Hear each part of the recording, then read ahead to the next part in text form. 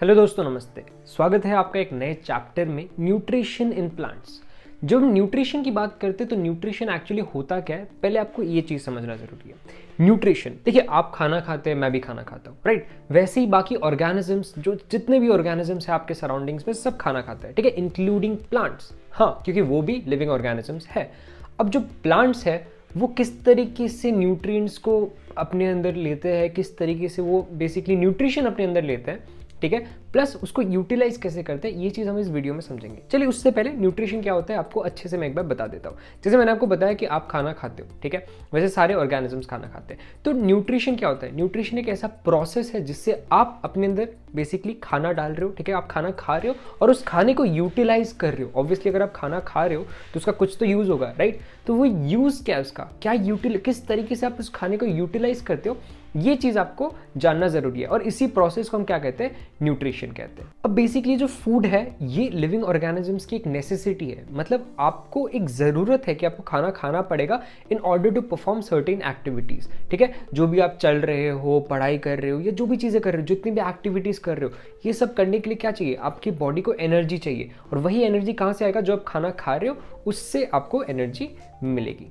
अब बात करते हैं न्यूट्रिएंट्स के बारे में। न्यूट्रिएंट्स क्या होता है? अगर हम डेफिनेशन से समझे तो न्यूट्रिएंट्स क्या होता है, इसका डेफिनेशन कहता है certain substances present in food that helps in survival of organisms.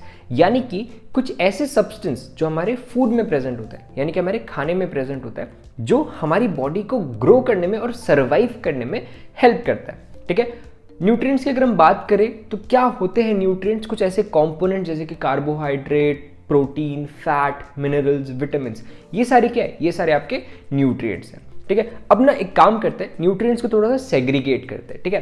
किस तरीके से सेग्रीगेट करते हैं? कुछ ऐसे न्यूट्रिएंट्स होते हैं जो हमारी बॉडी को ज़्यादा क्वांटिटी में ज़रूरत होती है, ठीक है, और कुछ ऐसे न्यूट्रिएंट्स होते हैं जो हमारी बॉडी को थोड़ा सा कम अमाउंट में ज़रूरत होती है।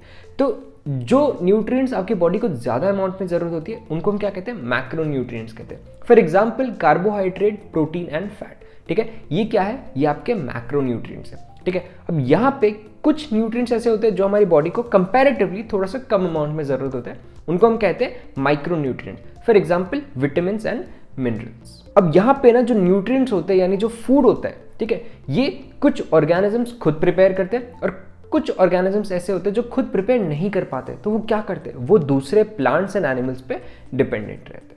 अब बात करते हैं मोड ऑफ न्यूट्रिशन के बारे में, ठीक है। जैसे मैंने आपको थोड़ी देर पहले ये चीज़ बताई कि कुछ लिविंग ऑर्गेनिज्म जैसे कि प्लांट्स होते हैं, वो क्या करते हैं? अपना खाना खुद प्रिपेयर करते हैं। तो जो ऑर्गेनिजम्स, जो लिविंग ऑर्गेनिजम्स अपना खाना खुद प्रिपेयर करते हैं, उसको हम कहते हैं ऑटोट्रॉपिक ऑर्गेनिजम्स, ऑटोट्रॉपिक ऑर्गेनिजम्स, ठीक है।